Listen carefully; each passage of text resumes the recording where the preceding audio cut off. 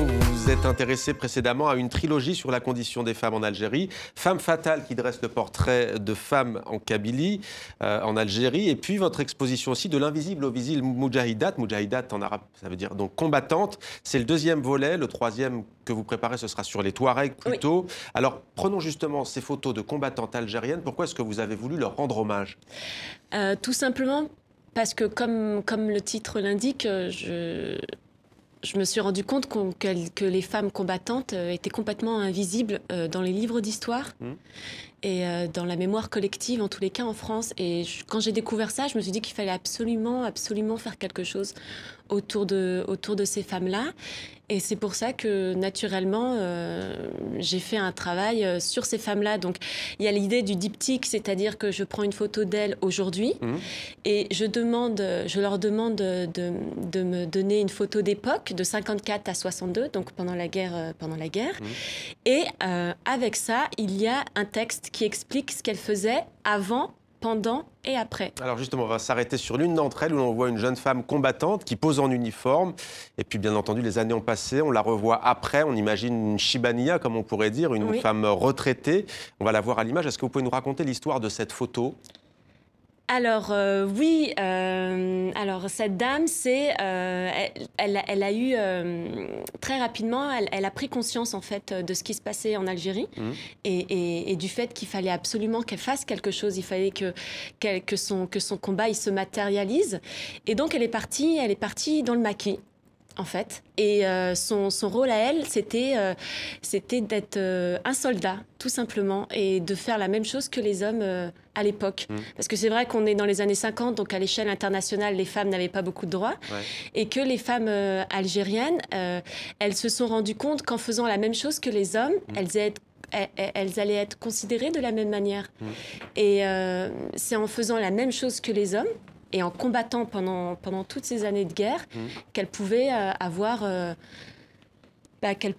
la reconnaissance auprès d'eux. Et donc c'est pour ça qu'il y en a eu beaucoup parmi ces femmes-là qui ont combattu.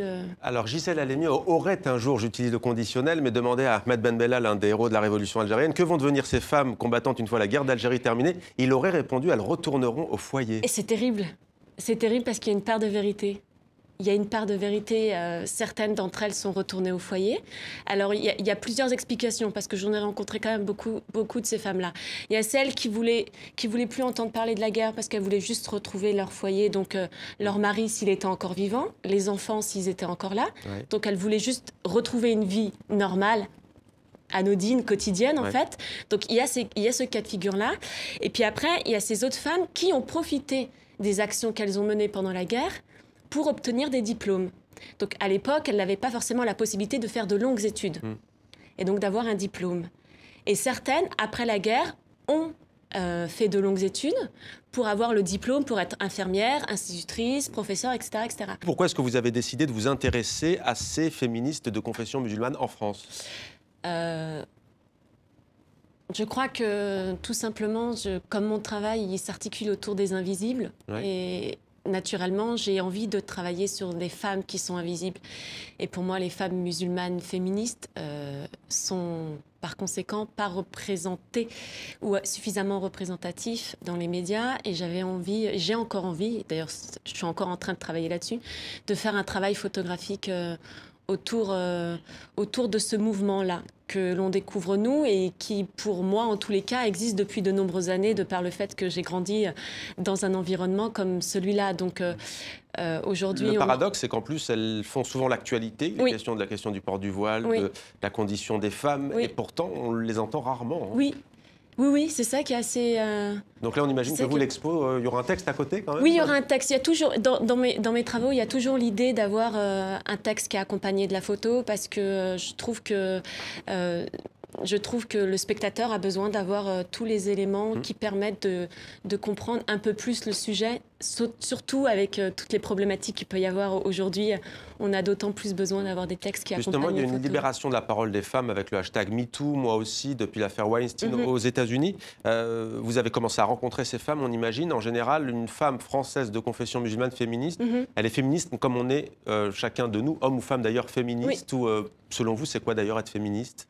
Oh là là, à chaque fois on me pose cette question-là et c'est difficile.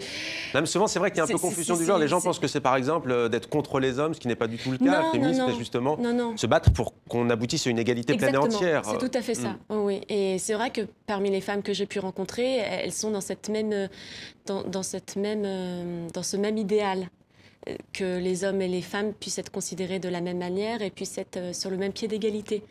Donc c'est vrai qu'on part malheureusement, on part du principe que si on est de confession musulmane, automatiquement, on ne peut pas avoir des envies d'avoir les mêmes droits que les hommes et que ça se manifeste de la même manière. Or, ce n'est pas le cas, en fait. C'est pas parce qu'on... Enfin, c'est un sujet qui est extrêmement complexe, surtout en France.